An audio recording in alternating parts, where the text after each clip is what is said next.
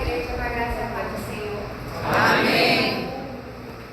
Em Mateus, capítulo 28, versos 5 e 6, diz assim: Mas o anjo, dirigindo-se às mulheres, disse: Não temais, pois eu sei que buscais Jesus que foi crucificado.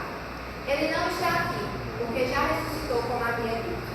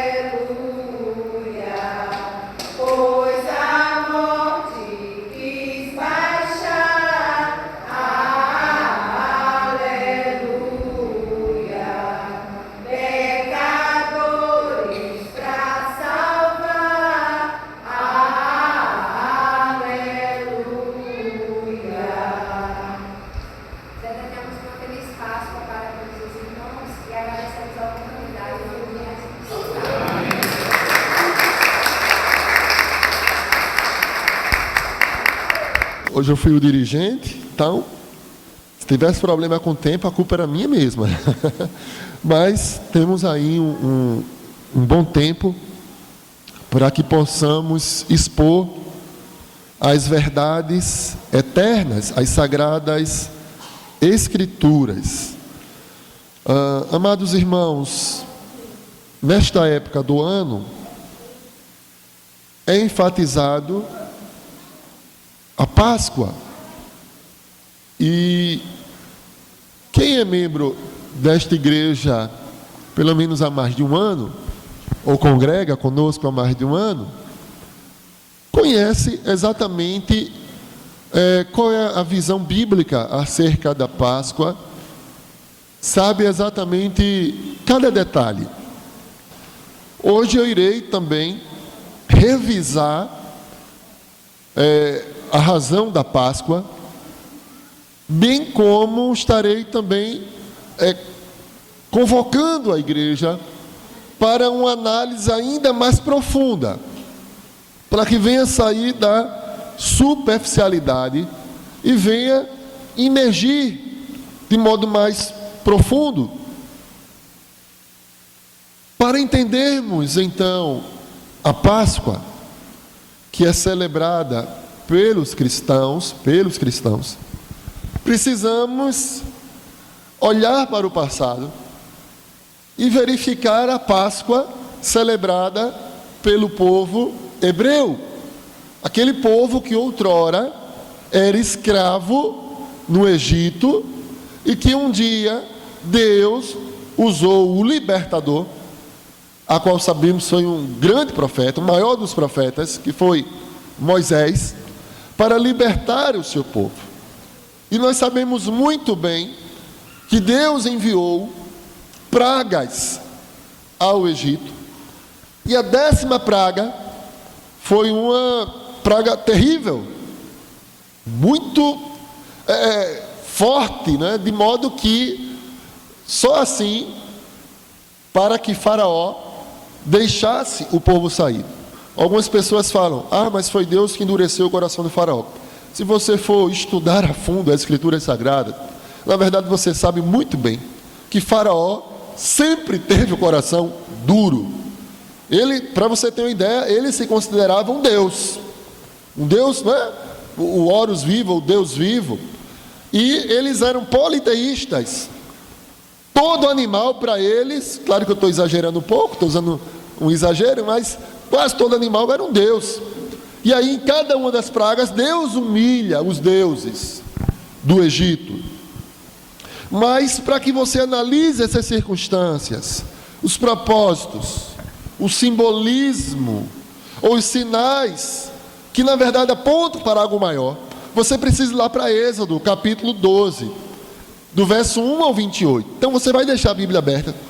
Eu não vou fazer toda a leitura do verso 1 ao 28, mas deixe aberta, porque no decorrer da exposição estarei lendo pontualmente alguns versículos, de modo que os irmãos possam prender a atenção, não perder o fio da meada e aprenderem acerca do projeto de Deus para o homem.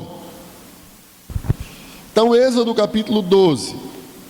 Então, logo quando você abre, você vai ver que a sua Bíblia certamente tem assim escrito: a instituição da Páscoa, não é? Então, por exemplo, eu vou ler apenas do 1 ao 5. Diz assim: disse o Senhor a Moisés e a Arão na terra do Egito: este mês vos será o principal dos meses, será o primeiro mês do ano. Falai a toda a congregação de Israel, dizendo: aos 10 deste mês, cada um tomará para si um cordeiro, segundo a casa dos pais, um cordeiro para cada família. Mas, se a família for pequena para um cordeiro, então convidará ele o seu vizinho mais próximo, conforme o número de almas, conforme o que cada um puder comer. Por aí calculareis quantos bastem para o cordeiro. O cordeiro será sem defeito, macho de 1 ano. Podereis tomar um cordeiro ou um cabrito. Até aí. Percebe que na leitura, quando fala cordeiro, eu procuro dar uma ênfase maior. O cordeiro. Porque de fato isso aqui aponta para algo bem maior. Em 1 Coríntios, no capítulo 5, versículo 7, o apóstolo Paulo deixa muito claro que Jesus, Ele é nossa Páscoa. Em João capítulo 1, versículo 29, João, o discípulo amado, ele também diz que Jesus é o Cordeiro de Deus. E veja que no versículo 5 que nós lemos, de Êxodo 12, diz que o cordeiro será sem defeito. Queridos, o cordeiro tinha que ser impecável. E o único que cumpriu com essa exigência foi o nosso Senhor e Salvador, Jesus Cristo. Veja que em Jesus não havia pecado algum.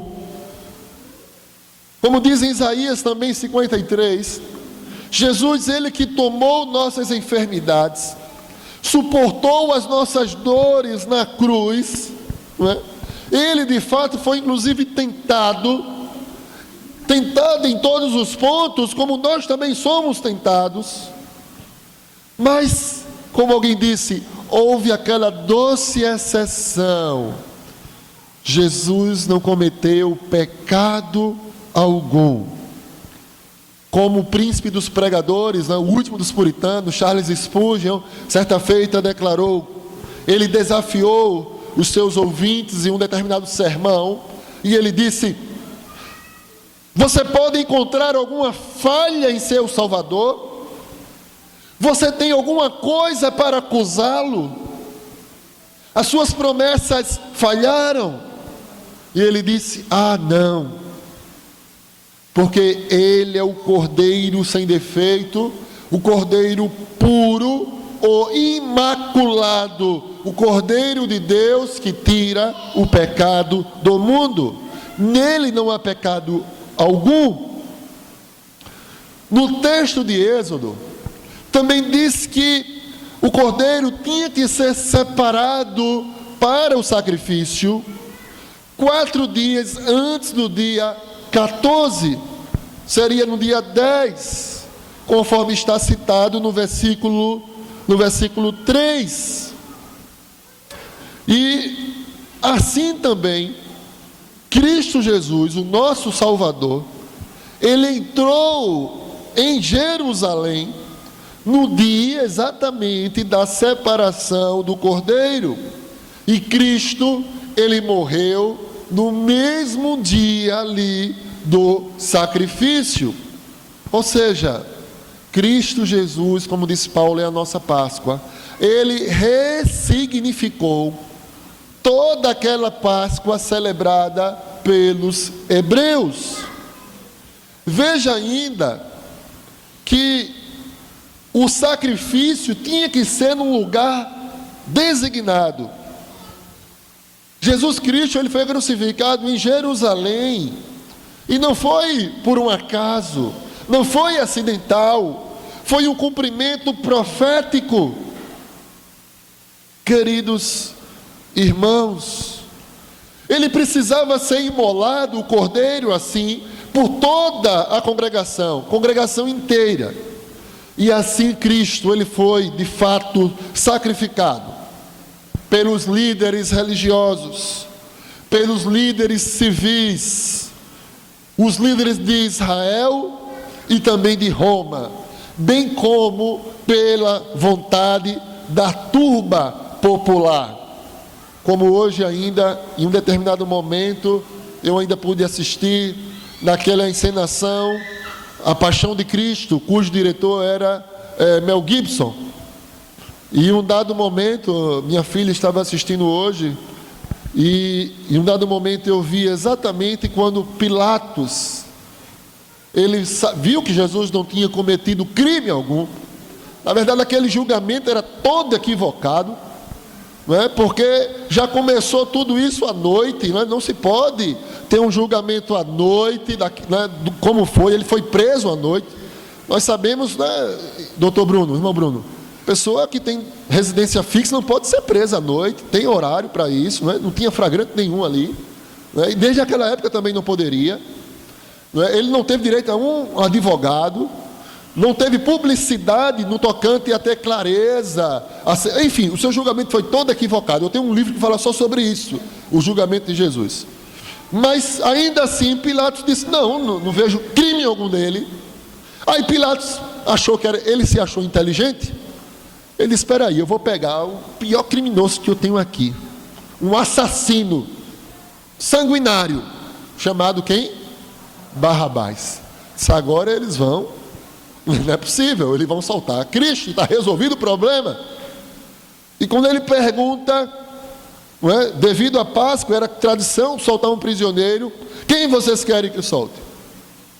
E eles disseram: Barrabás. E Pilatos: não entendi, peraí, eu fico imaginando naquele momento, né?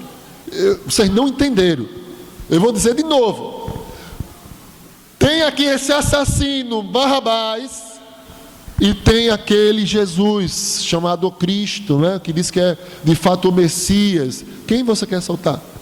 E aí a turba popular, os líderes religiosos, eles enfatizam e dizem: solta Barrabás. E Cristo? Crucifica-o. Percebe que Jesus está cumprindo com todos os requisitos? Por isso que de fato nós não celebramos a Páscoa judaica, mas nos aproveitamos da ocasião e pregamos o Cristo, a qual celebramos e enfatizamos todos os domingos a sua ressurreição do Cordeiro de Deus, nosso Cordeiro Pascual, bem como, de modo especial, no memorial que é a celebração da ceia do Senhor. Cada vez que nós celebramos a ceia do Senhor, queridos, estamos celebrando a Páscoa. Agora, claro, jamais vamos deixar de pegar uma brecha, como diz o autor do livro, num determinado livro, do fator Melquisedeque. Assim como Paulo foi muito criativo lá no campo de Marte, lá em Atenas, ao falar para aqueles intelectuais, porém eram céticos, e ele viu que eles eram de certa forma religiosos, e ele fala: eu vi que tinha ali uma estátua ali dedicada ao Deus desconhecido, vi que vocês de certa forma são religiosos, e é esse Deus que eu estou pregando. Paulo, inteligente, esperto. É por isso que nós enfatizamos também a Páscoa, não que nós comemoremos. Inclusive, até mesmo olhando do âmbito dos hebreus, como no mundo inteiro, como foi prostituída a Páscoa, porque foi inserido elementos pagãos, como o coelho, alusivo ao Deus da fertilidade, já que coelho, de modo muito rápido, eles se multiplicam, e foi colocado ovos, e o comércio aproveitou. Isso não tem nada a ver, queridos irmãos, nada a ver. Mas nós enfatizamos que o Cordeiro de Deus, ele cumpriu todos os requisitos. Aquilo tudo apontava para Ele. Ele é o cumprimento do Antigo Testamento. Jesus Cristo, nosso Senhor. Então, a sua morte, Ele cumpriu toda a tipologia. A crucificação atendeu perfeitamente ao simbolismo do Cordeiro Pascal. De modo que os romanos tinham outras formas também de execução. Os romanos podiam decapitá-lo. Os romanos podiam estrangulá-lo. Mas decapitar ou estrangular não ia cumprir com todos os requisitos. Apenas a cruz. A cruz não foi um improviso. Tudo já fazia parte do plano. Plano, pastor? Sim. Queridos, olhe para o Éden. Olhe lá para o início de tudo. Olhe para a criação. Desde o Éden, Deus já tinha um plano. Os irmãos conhecem o que nós chamamos de proto-evangelho. Primeira vez que o evangelho foi proclamado, pregado de modo muito claro, quando em Gênesis capítulo 3, versículo 15, diz: porém inimizade entre ti e a mulher, entre a tua descendência e o seu descendente, este ferirá a cabeça e tu lhe ferirás o calcanhar. E aí depois a narrativa continua falando das consequências do pecado. Ou seja, em Gênesis 3 há uma rebelião contra o Senhor. O pecado entra no mundo, o salário do pecado é a morte, como diz Romanos 6, 23. Mas ainda que estivessem decorrendo as consequências da entrada do pecado, há um momento que há uma pausa, e é dito justamente a pregação do Evangelho, a promessa de Cristo Jesus, que iria ser picado, queria ser ferido, queria morrer, mas que iria esmagar a cabeça da serpente. Então, diante da tragédia do Éden, Deus não abandonou o seu povo. Em Gênesis 3,15 você vê a primeira promessa de redenção. Fala de um descendente da mulher que viria para esmagar a cabeça da serpente. Então, essa promessa nasce ali no Éden, e que se cumpriu plenamente séculos depois em Cristo, trazendo salvação para a humanidade. Queridos irmãos, ali na entrada do pecado passa a ter uma guerra cósmica mesmo. A Bíblia diz que maldita é a terra. A promessa fala de duas linhagens dessa guerra eterna, duas descendências. Fala dos filhos da serpente, que é o que? O mundo, os ímpios. Fala dos filhos da mulher, o povo de Deus. E também falava de uma inimizade constante entre elas. E desde então, o bem e o mal estão assim em guerra. Porém, a vitória é certa de Cristo lá na cruz.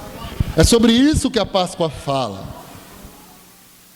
Lembra que no início, na introdução, eu falei que o convite seria para que os irmãos saíssem da superficialidade e os irmãos olhassem de uma maneira mais profunda.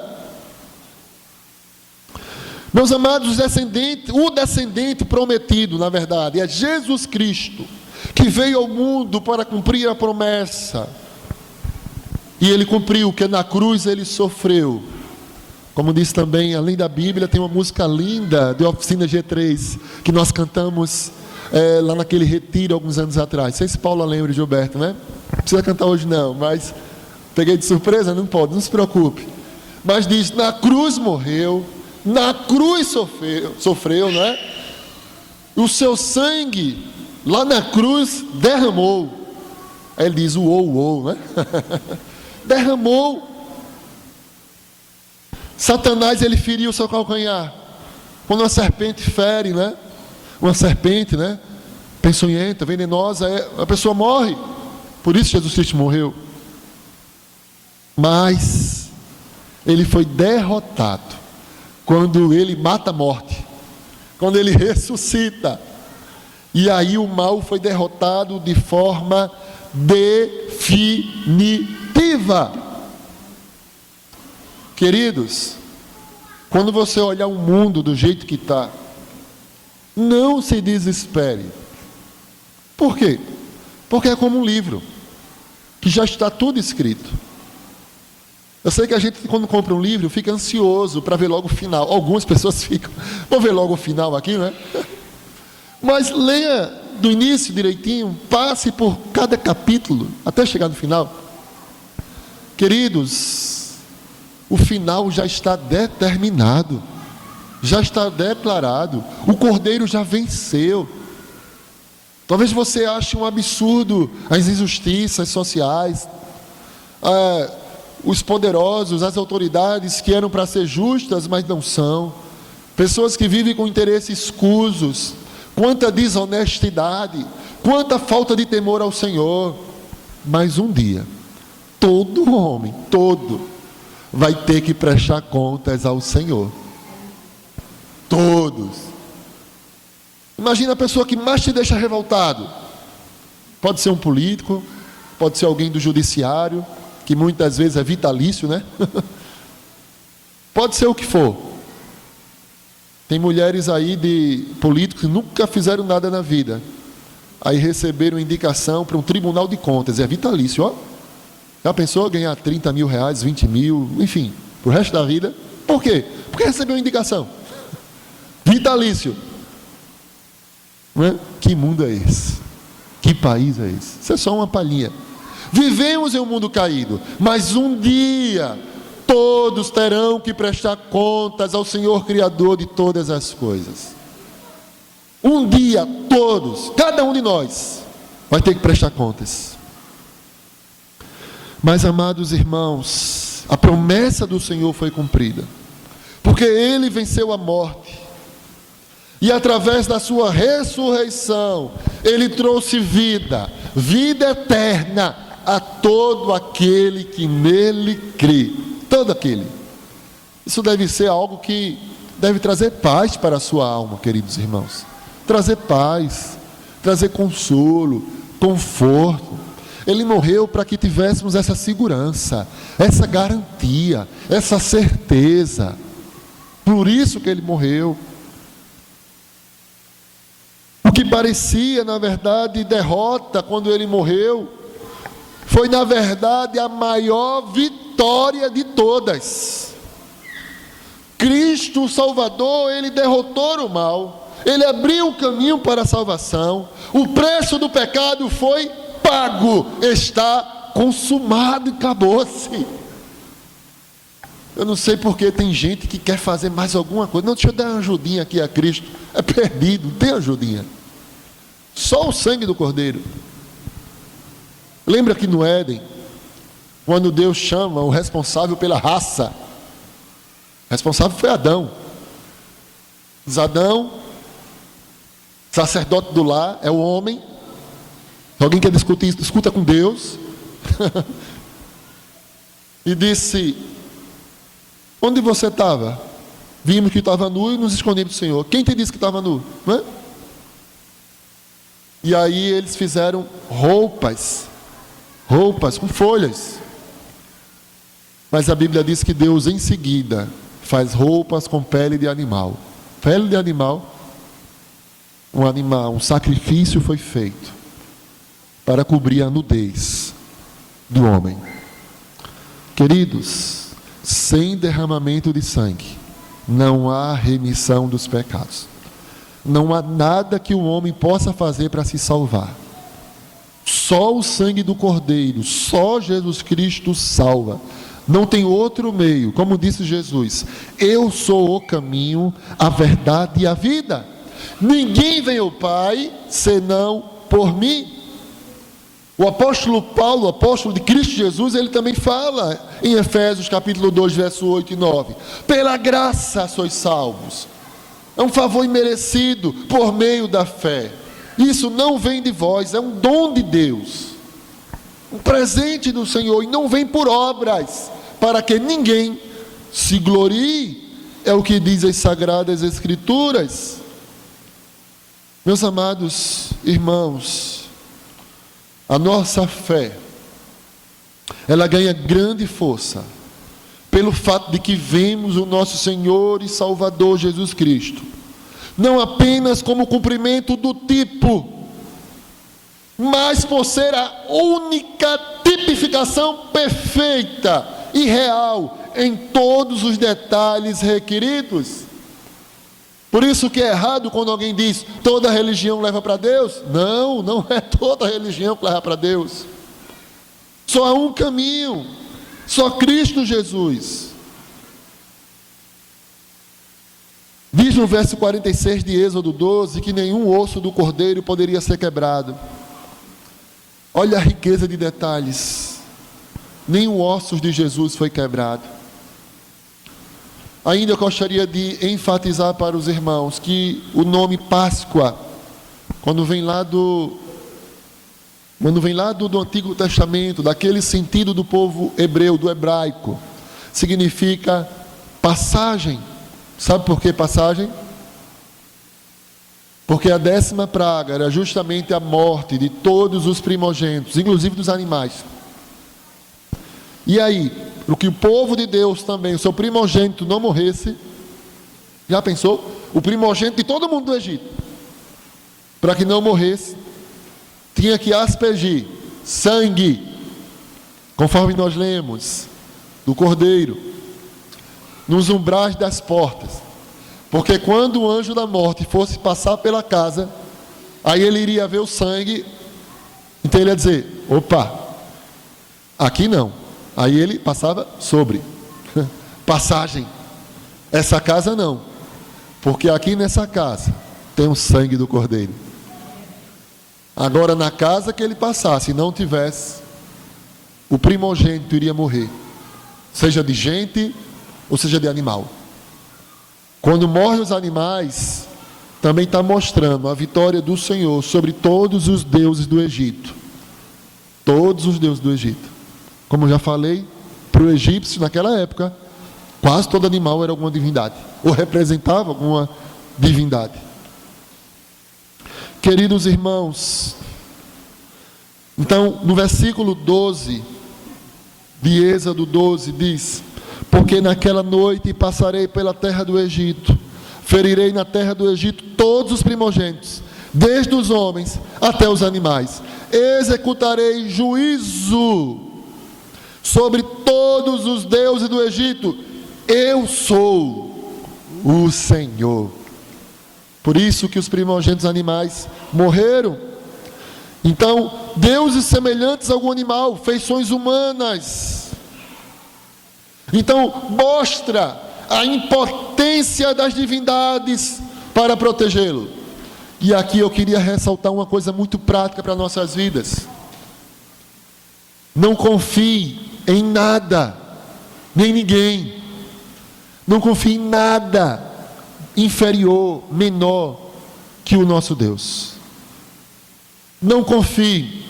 O único que pode te proteger, o único que pode te dar segurança, o único que pode aquietar o teu coração, o único que pode mandar a ansiedade embora, a tristeza embora, o único é Jesus Cristo e mais ninguém. Somente Ele. Não se apegue a nada nem ninguém, a qualquer coisa menor do que o Senhor. E qualquer coisa nesse mundo é menor do que Deus. Como disse Billy Graham certa feita, falando até sobre ansiedade. Ansiedade é quando depositamos a nossa confiança em qualquer coisa menor do que Deus. Billy Graham foi um dos maiores pregadores que já passou por esse mundo. E com orgulho eu digo, né? Um pastor batista, pregador batista. Morreu já velhinho. Pregou no Brasil e centenas de almas foram salvas quando pregou no Maracanã. Um grande homem de Deus, mas já está na glória, juntamente com a sua amada esposa. Hoje tem o seu filho, Franklin Graham, ainda, dando continuidade ao seu trabalho. Meus queridos irmãos, eu poderia passar a noite inteira falando de Jesus, mas tem algo que ainda eu vou falar, e eu tenho tempo ainda, 10 minutinhos, para que você veja o quanto a Páscoa é grande, para que você entenda que não foi um mero ritual. Amados irmãos, eu quero dizer que Jesus Cristo, que cumpriu com tudo aquilo, que foi morto, mas que ressuscitou ao terceiro dia. A sexta foi um momento triste, foi um momento de luto. Os discípulos, como tantas e tantas pessoas têm refletido ultimamente, né? Estavam sofrendo, com medo, inclusive com medo até de ser preso também, já que era discípulo de Jesus, que foi acusado injustamente e morto. Mas até que chega o domingo, e Jesus Cristo aparece diante deles, num local fechado, e diz: Shalom, né? Paz seja convosco. Queridos irmãos, a ressurreição de Cristo Jesus é ali, preste atenção, é um marco inaugural, sabe de quê? Da nova criação. Pastor, o que é isso? Quem é ovelha minha sabe. Cosmovisão cristã. Criação, queda, redenção, nova criação. A ressurreição ali é um marco inaugural da nova criação.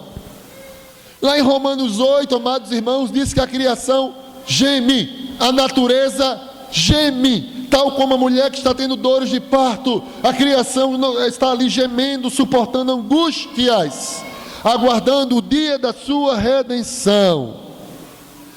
A Páscoa de Cristo, ela marca o início do fim do velho mundo e o começo do novo.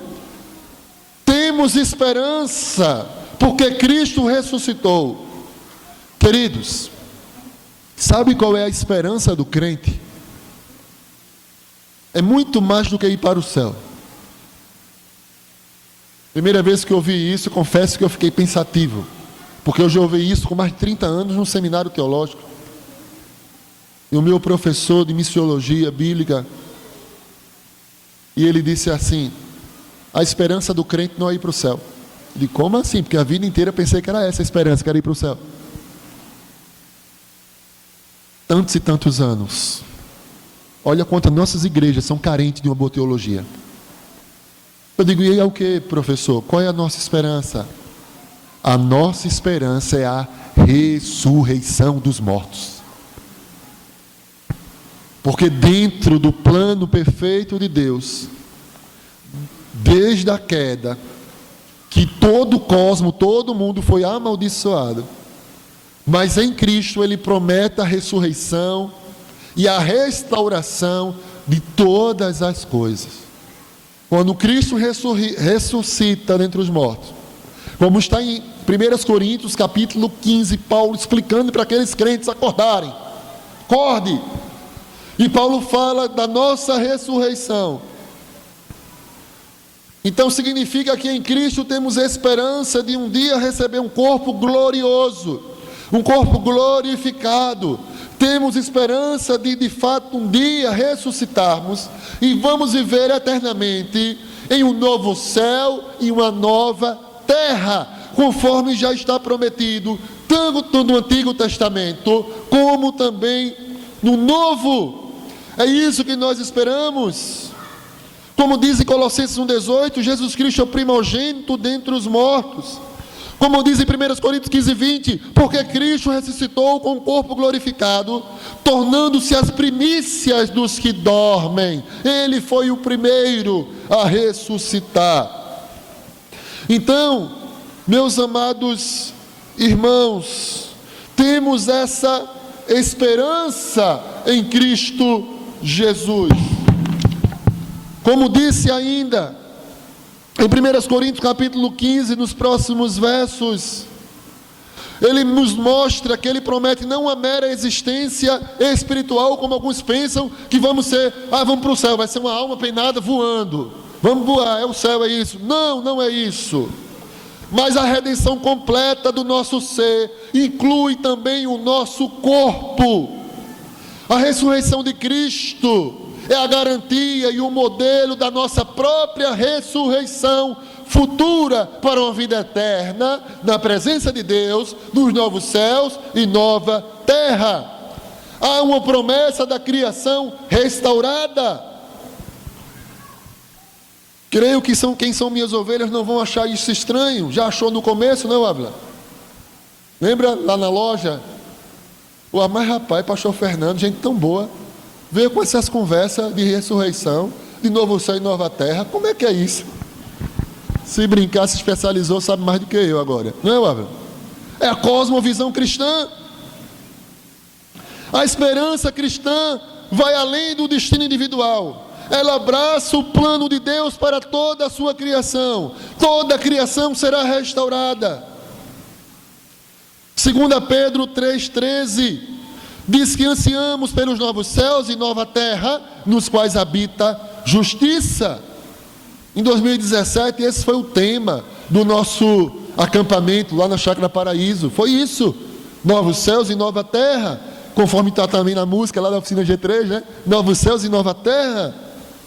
Ansiamos novos céus e nova terra, onde habita a justiça. E em Apocalipse, capítulo 21, verso 1, mostra essa consumação do novo céu e da nova terra.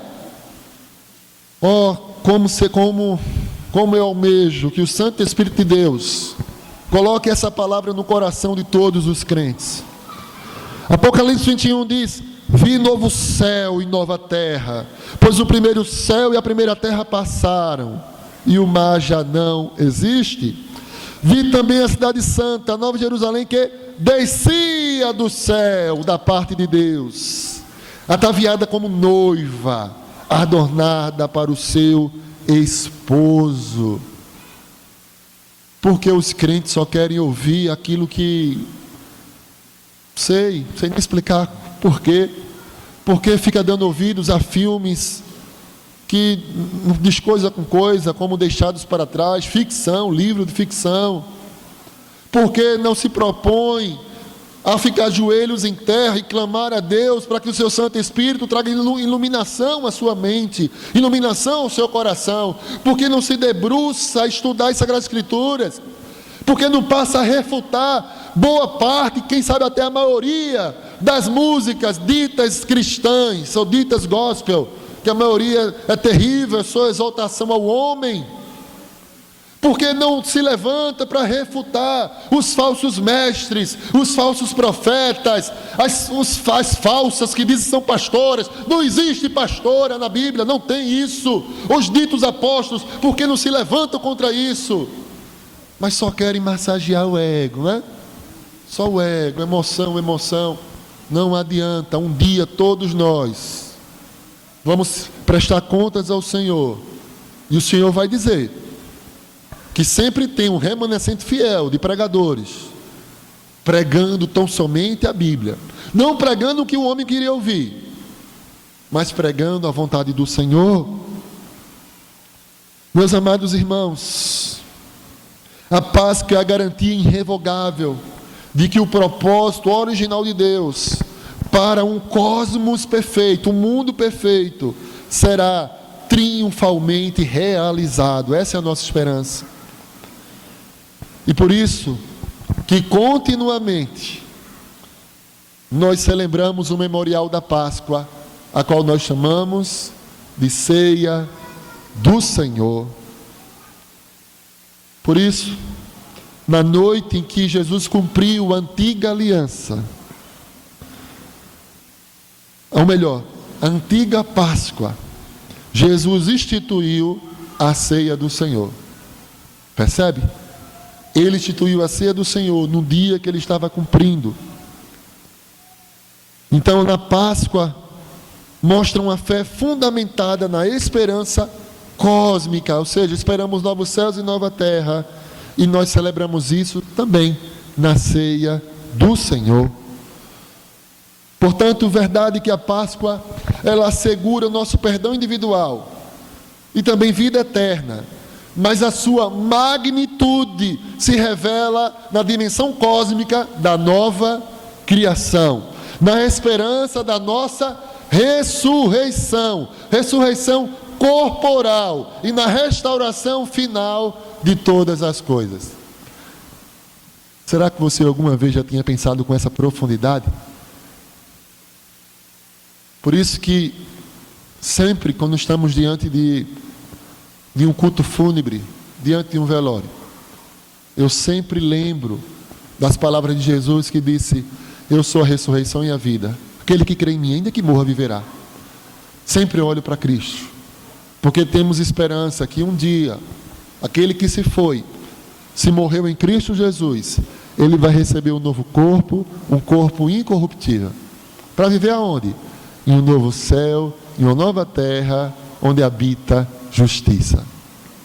A esperança do crente, queridos irmãos, é muito além. O pessoal do mundo não tem noção da esperança do crente, não tem percepção nenhuma. Talvez algumas pessoas querem a cura individual de Jesus, os milagres aqui e agora, uma ajuda financeira, ou o que for. Isso é muito pequeno diante da proposta de Jesus para todo aquele que nele crê. Meus amados irmãos, portanto, que nesta noite possamos assim celebrar a ceia do Senhor de um modo mais profundo, com uma fé fundamentada, com uma fé que abraça e vive essa visão completa, essa visão transformadora da Páscoa de nosso Senhor e Salvador Jesus Cristo.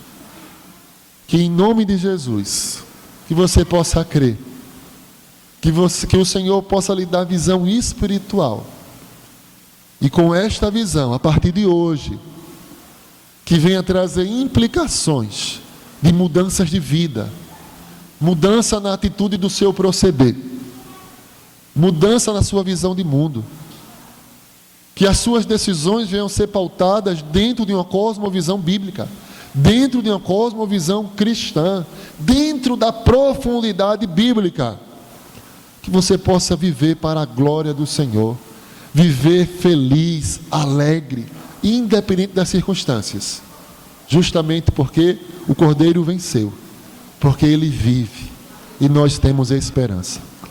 Amém, igreja? Amém. Glória a Deus.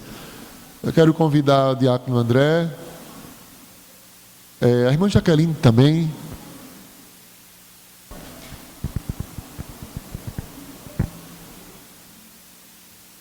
Pode vir até aqui.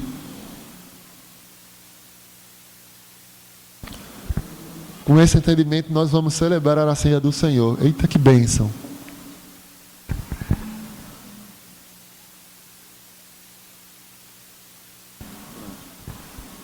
Eu quero convidar a irmã Rosicleide para nos ajudar. Eu quero convidar o seu esposo também. Por favor. Sei que são servos. E um dos requisitos para servir é ter essa humildade, né? Cristo Jesus, Ele é o servo dos servos, né? Ele disse: olha, eu não vim para ser servido, eu vim para servir. O pastor, idem, não deve ser uma celebridade, deve ser o mais baixo dos servos, né? Igual alguém que está acorrentado nas galés de um navio remando. Assim é para ser. Então, dito isto, agradeço a ajuda dos irmãos, não é? A diaconisa Sueli ela está ausente, cuidando do seu esposo, que é o primeiro ministério, a família. E a diaconisa Allen também está ausente, não é? Está se recuperando também. Queridos, eu gosto de citar o apóstolo Paulo, orientando acerca da ceia do Senhor, em 1 Coríntios capítulo 11.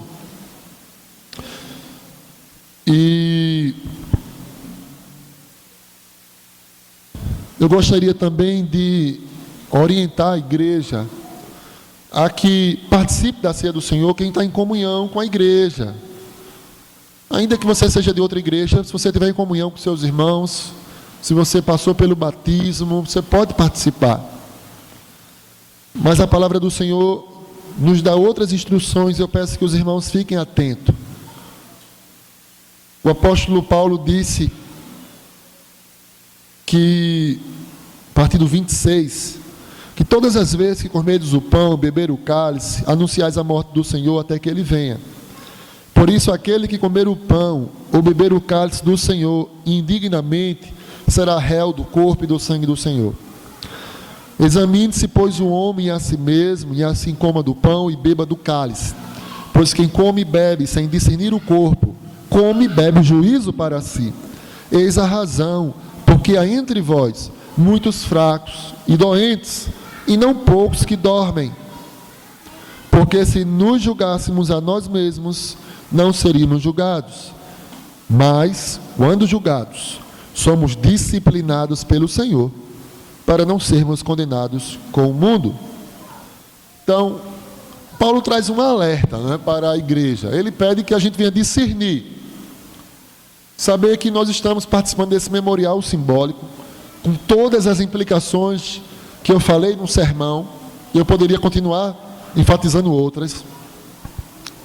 Aqui, de fato, sim, é a celebração da nossa Páscoa, uma Páscoa cristã, já que Cristo Jesus é o Cordeiro Pascal, e que fazemos isso até que Ele volte, até que Ele venha. E diz que precisamos fazer esse autoexame, essa avaliação individual, porque caso contrário, Deus vai nos disciplinar, ou com doenças físicas, ou com a morte. Não a morte para mandar para o inferno, mas justamente para nos livrar dele, para não sermos condenados com o mundo. Como disse um grande comentarista bíblico, William MacDonald, ele disse que alguns santos perderão o privilégio de continuar como testemunha aqui na terra, justamente porque não discerniram o corpo de Cristo Jesus, né? Então, faça essa avaliação. É um momento de você pedir perdão a Deus também pelos seus pecados. Quando você pede perdão, implica em arrependimento, implica em daqui para frente fazer diferente. Lembrando que Deus não se deixa escarnecer. Então, nesse entendimento, nós vamos participar da ceia do Senhor, onde nós temos aqui, eu ia levantar esse cálice, mas está muito cheio, mas nós temos aqui o simbolismo de um pão, mas temos aqui os pães mesmo, que simboliza o corpo de Jesus, que foi dado por vós, como diz a palavra,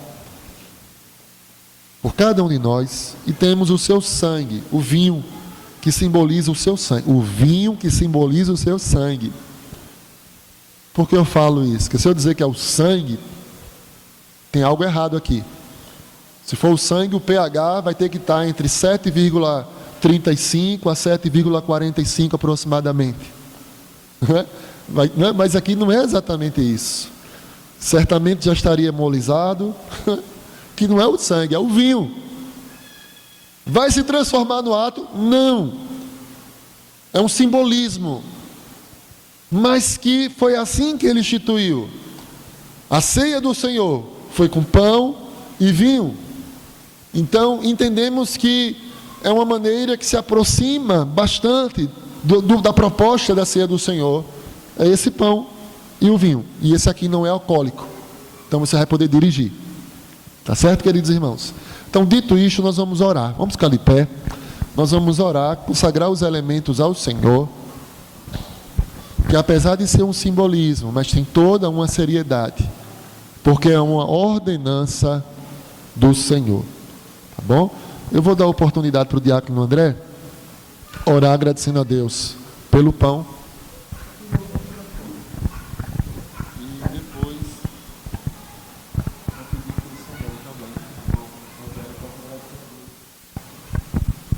enfatizando também. Assim oramos. Pai bendito, Pai misericordioso, graças te damos, Senhor, porque Tu vives, Senhor, porque o Senhor vive, que Deus nos libertou, Senhor, do pecado, ó Pai, através do ato da Tua cruz, Senhor. Ó Pai, te agradecemos, Senhor, e consagramos Senhor, esses elementos aqui, ó Pai, o pão, que faz a simbologia do Teu corpo, ó Pai, que foi morto ali na cruz, ó Pai, mas que na Páscoa Tu ressuscitasse, ó Pai, e nos desse vida e vida eterna, ó Pai. Eu te agradeço por tudo, em nome de Jesus, amém. Amém. Senhor, primeiramente quero te agradecer, Senhor, por esse privilégio de me encontrar aqui, Senhor, participar deste simbolismo, Senhor, esse pão do vinho, representando o Senhor, fazendo a sua vontade, a sua ordem. Senhor, agradeço, Senhor, que o Senhor possa abençoar nossos irmãos que aqui se encontram, que possam participar desse sentimento, Senhor, a cada um deles, Senhor. Que eles aproveitem, Senhor, esse momento. Que momento maravilhoso. Que privilégio nós temos, Senhor. Eu te agradeço, Senhor, por esse momento, em nome de Jesus. Amém. Então os irmãos podem sentar. Vou pedir ajuda à irmã Ana Paula para um som de um hino simultaneamente. Já oramos pelos dois elementos. Os irmãos estarão distribuindo para a igreja, tá bom?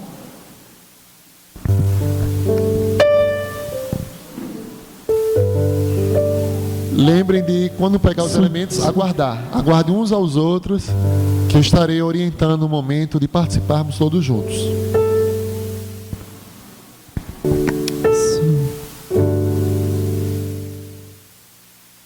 Seja bendito o Cordeiro que na cruz por nós padeceu. Seja bendito o seu sangue que por nós pecadores verteu. Eis este sangue lavados com roupas que tão alvas são. Os pecadores remidos que perante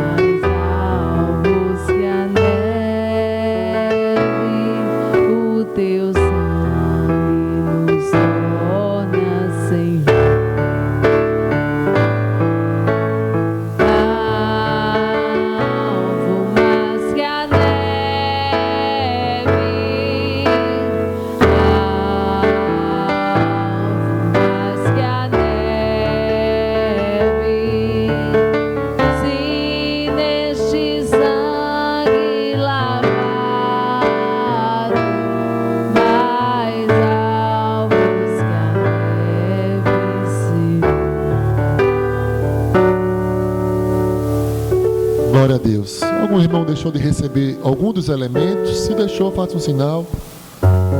Os músicos.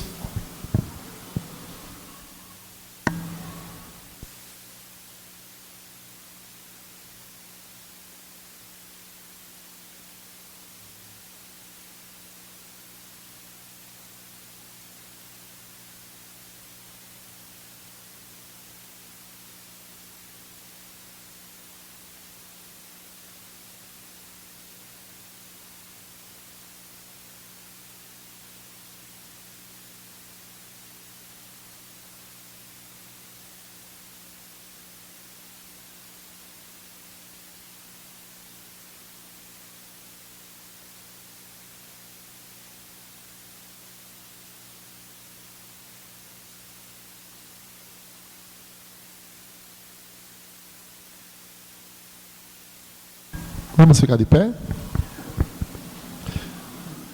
Eu vou ler as Sagradas Escrituras. Primeiro vamos ler o verso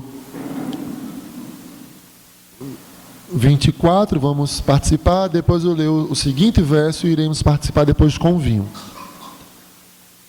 Diz assim: porque eu recebi do Senhor, que também vos entreguei, que o Senhor Jesus, na noite que foi traído, tomou o pão e, tendo dado graças, o partiu e disse: isto é o meu corpo que é dado por vós, fazei isto em memória de mim. Em memória de Jesus, comamos do pão.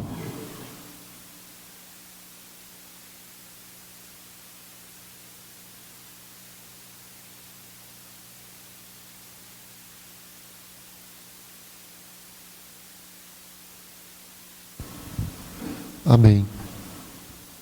Por semelhante modo, depois de haver ceado, tomou também o cálice, dizendo: esse cálice é a nova aliança no meu sangue. Fazei isto todas as vezes que o beberdes, em memória de mim. Em memória de Jesus, tomamos o cálice.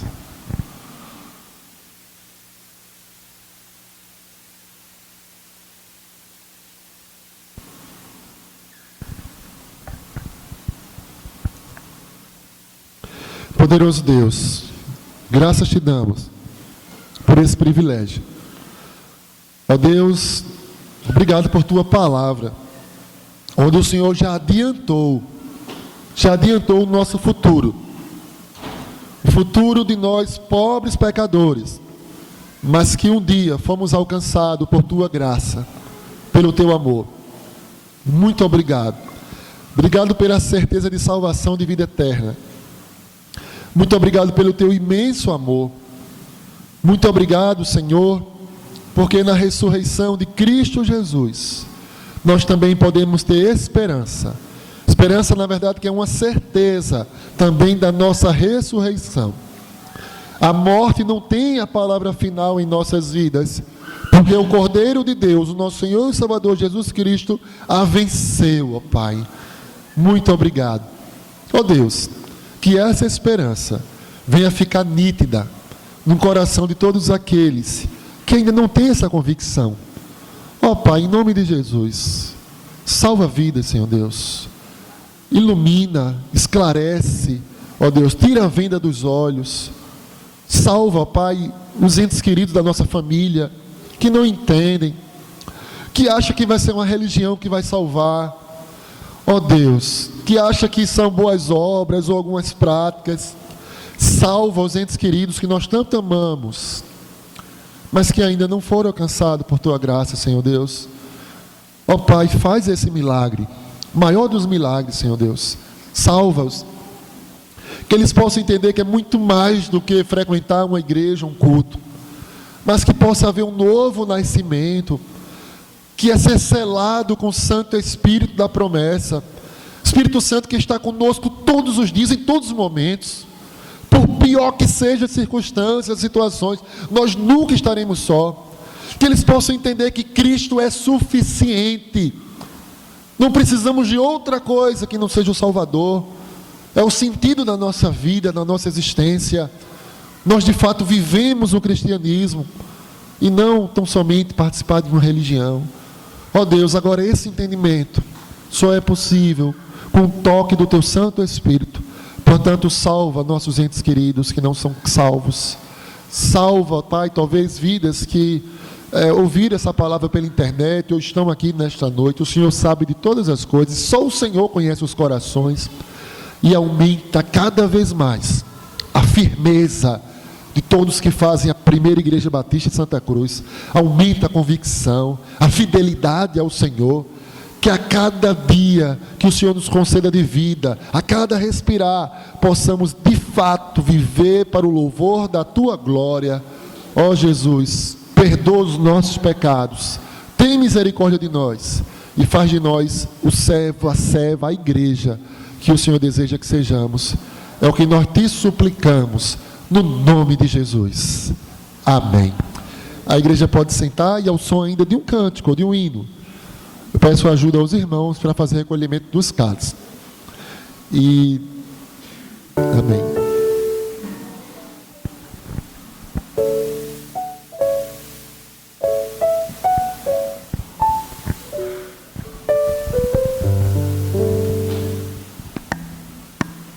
Eu queria agradecer os diáconos. Por um momento eu vou liberar vocês, tá bom? Vou liberar, mas possa ser que eu chamo de novo. Muito obrigado.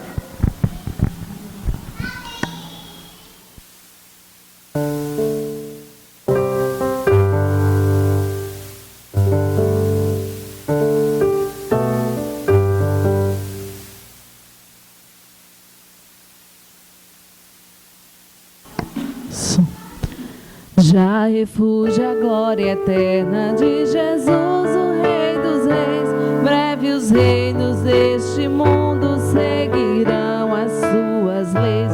Os sinais da sua vinda mais se mostram cada vez. Vencendo vem Jesus. Glória, glória, aleluia. Glória, glória, aleluia. Glória, glória, aleluia. Vencendo em Jesus. O clarim que chama os crentes à batalha já soou. Cristo à frente do seu povo, multidões já conquistou. O inimigo em retirada, seu furor patenteou. Vencendo vem Jesus. Glória, glória, aleluia. Glória, glória, aleluia. Glória, glória, aleluia. Vencendo vem Jesus. E por fim entronizado as nações há de julgar. Todos grandes e pequenos o juiz hão de encarar. E os remidos triunfantes em fulgor de cantar. Vencido vem Jesus. Glória, glória, aleluia. Glória, glória, aleluia.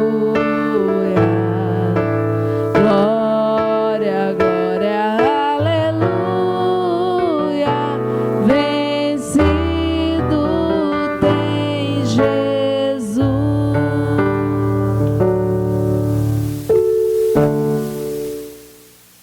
Amém. Glória a Deus. Amados, estamos chegando ao término do culto. Eu já estou com saudade. Mas, se Deus quiser, estaremos nos reunindo mais uma vez, né? Inclusive durante a semana. Queria dar alguns avisos antes de nós orarmos. Na terça-feira vai haver um culto de oração e doutrina lá no bairro do Cruz Alta, né, no nosso segundo templo, às 19h30. Na quarta-feira culto de oração e doutrina aqui mesmo, às 19h30 também, ou seja, 7h30 da noite. No domingo, teremos escola bíblica às 5 horas da tarde e em seguida esse culto aqui às 18 horas. No sábado tem aqui uma observação. Às 16 horas haverá ensaio para as crianças. Ok? Sábado às 16 horas. Aqui mesmo, Vitória. Muito bem. E temos também um outro aviso. É que sábado também, aqui nesse templo, às 19 horas, toda a igreja está convidada. Eu gostaria que tivesse um número maior de irmãos, até maior do que hoje domingo. Sábado, toda a igreja está convidada para aqui no Templo Central, de 7 horas da noite, 19 horas, nós teremos aqui um estrangeiro, tá bom? Uma pessoa de outro país, que vai falar como é ser cristão no seu país, bem como algumas peculiaridades do seu país. Então, esse irmão vai vir de longe, por isso é uma oportunidade ímpar que vocês têm. Não se preocupem que vai ser compreensível, entender? Mas não vai ser necessário, tá bom? Então, todos estão assim convidados. Inclusive, queremos fazer um pedido. Veja, não é uma exigência, mas gostaria de fazer um compromisso. Qual é o compromisso? De você trazer ao menos 1 quilo de alimento não perecível. Tá certo? Se você tiver alguma dúvida ou quiser trazer outra coisa que você entenda que pode corroborar com uma cesta básica, você pode falar com Maria Vitória. Fica de pé, Vitória, só para o pessoal ver. Fale com Vitória, que ela vai orientar você. Algumas pessoas, Vitória, me perguntaram: posso levar itens de higiene? Dentre outros. Então, olha, se for para uma cesta básica, com certeza, né? Mas, obrigado, Vitória, mas a princípio você pode contribuir com 1 quilo de alimento não perecível. Pastor, eu não tenho como ajudar. Venha para o culto também. Mas eu faço esse compromisso com os irmãos para você trazer 1 quilo de alimento não perecível. E domingo vai ter evangelismo lá no 10/11. Próximo domingo já, dia 27, às 9 horas da manhã, você vai direto lá para o 10/11, né, ao lado da central de feiras de fruta, né, central de feiras. 9 horas da manhã vai ter evangelismo. Tem sido uma bênção o evangelismo. Estou vendo que eu vou ter que comprar outras caixas de literatura. Me arrependi de comprar apenas, acho que foi quanto? Não sei se foi 12 mil que eu comprei. Sei que eu me arrependi, era para ter comprado logo umas 10 caixas, cada uma tendo 12 mil. Próxima vez eu for em Recife, vou encher a mala do carro, se Deus quiser. Viu? Tem sido uma bênção. Você pensa que está abençoando as pessoas com a palavra, e você está, mas você também é abençoado. É incrível isso. Tá bom? Tem outro aviso? Vocês entenderam, né, queridos, os avisos? Sábado que vem é para estar aqui de que horas? E é para quem? Só para o jovem, é? Toda a igreja. Inclusive, eu tenho estudado acerca disso, sobre jovem, adulto, criança. Já perceberam, né, queridos? Seu irmão percebe que eu não tenho receio dos irmãos ficarem achando estranho. Não, o meu negócio é a palavra. E quando a gente olha a palavra, durante séculos e séculos, nunca teve distinção. Pronto, você vai para a igreja de Charles Spurgeon, príncipe dos pregadores, eram milhões de pessoas. Aí ele não tinha, olha, aqui é as crianças, que é adolescente, que é o jovem. Não, você vai para a igreja batista lá, citada em Atos. A igreja batista em Coríntio, em Colossos, né, em Éfeso. Não tinha isso de dividir, não. Até porque a obrigação de ensinar é a obrigação dos pais ensinar os seus filhos. A gente não terceiriza. Vai para a salinha da igreja. Não é obrigação da igreja, a obrigação é dos pais. Agora a igreja tem que ter o culto público, solene, onde toda a família é convidada a adorar a Deus. Toda a família. Eu estudando acerca disso, eu fiquei com o coração mais em paz. Porque na nossa igreja tem pouquíssimos jovens. Claro que eu quero que Deus mande mais, né? Pouquíssimos, não é? Mas que não é uma obrigatoriedade. Toda a igreja é convidada a adorar a Deus, independente de faixa etária.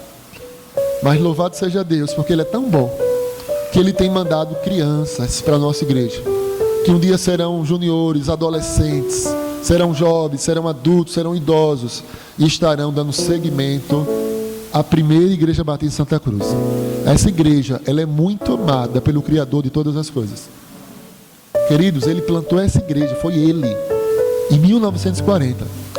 O senhor fala porque o senhor é pastor. Como eu não era nem nascido, nem daqui eu era. Nunca imaginei que ia ser pastor dessa igreja, ou vim para aqui, nunca, sinceramente, nunca imaginei. Mas eu falo pela história da igreja. É uma igreja muito especial para o Senhor. E confesso que eu tenho orgulho de fazer parte dela, e eu almejo que você também tenha. Deus ama muito a PIB em Santa Cruz. Foi Ele que plantou.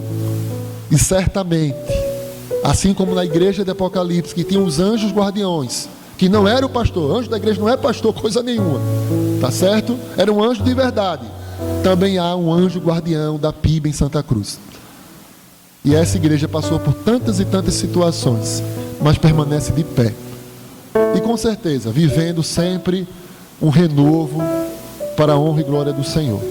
E você faz parte disso. Então, sábado, espero todos aqui. Dito isto, irmã Ana Paula já está de prontidão para cantar aquele hino, né, Ana Paula? Muito bem. Cadê os diáconos que me ajudaram? Os irmãos que me ajudaram? Pode vir aqui. E nós vamos cantar de pé e com muita união o hino do HCC. Sabe o que é HCC? É hinário para o culto cristão. É de que denominação? Batista.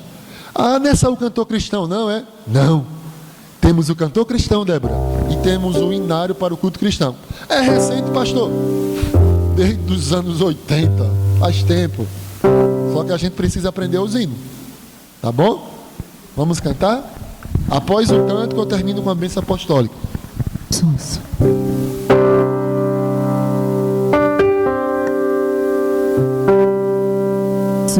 um pelos laços do amor. Somos um pelos laços do amor. Nosso espírito se une ao Espírito de Deus. Somos um pelos laços do amor. Somos um pelos laços do amor. Somos um pelos laços do amor. De mãos dadas mostraremos que nós somos o Senhor. Somos um pelos laços do amor. Somos um pelos laços do amor. Somos um pelos laços do amor. Nosso espírito se une ao Espírito de Deus. Somos um pelos laços do amor. Somos um pelos laços do amor. Somos um pelos laços do amor. De mãos dadas mostraremos que nós somos do Senhor. Somos um pelos laços do amor. Amém. Amém. Glória a Deus. Glória a Deus. Amém. Vamos concluir com a bênção apostólica.